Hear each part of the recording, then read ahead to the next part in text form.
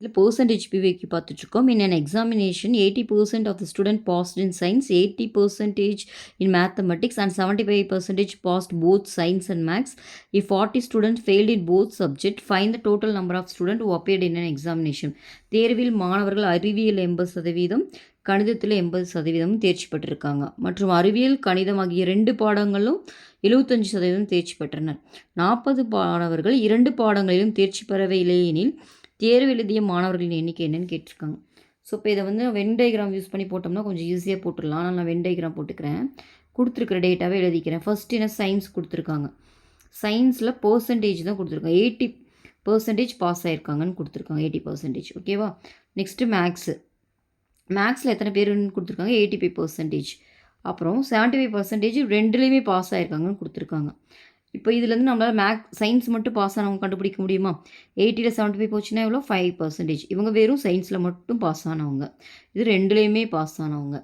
இதில் பாருங்கள் 85லேருந்து 75 போச்சுன்னா 10னா இவங்க மேக்ஸில் மட்டும் பாஸ் ஆனவங்க. சரிங்களா. அப்போ பாஸ் ஆனவங்க மட்டும் எடுக்கலாமா.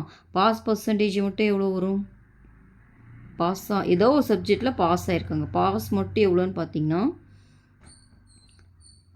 85 + 75 + 10 மொத்தம் எவ்வளோ வருது. 19 வருது. அப்போ 90% வந்து ஏதாவது ஒன்றில் இல்லை 2ல் எல்லாத்தையும் சேர்த்து 90% வருது. சரிங்களா. அப்போ ஃபெயில் ஆனவங்க எத்தனை பேர். 10%. ஃபெயில் எவ்வளோ 10%ன்னு தெரிஞ்சிச்சு. டோட்டல் ஸ்டூடெண்ட்ஸில் 10% ஃபெயிலுன்னு தெரிஞ்சிருச்சு.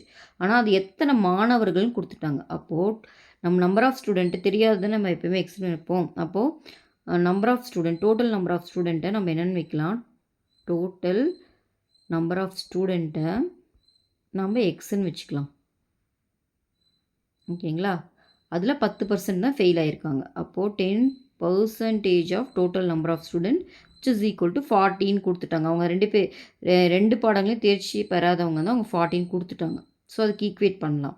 அப்போ நம்மளுக்கு எக்ஸ் வேணும்னா 40 × 100 / 10. அப்போது இது கேன்சல் பண்ணிங்கன்னா 4. அப்போ 400ன்னு வருது.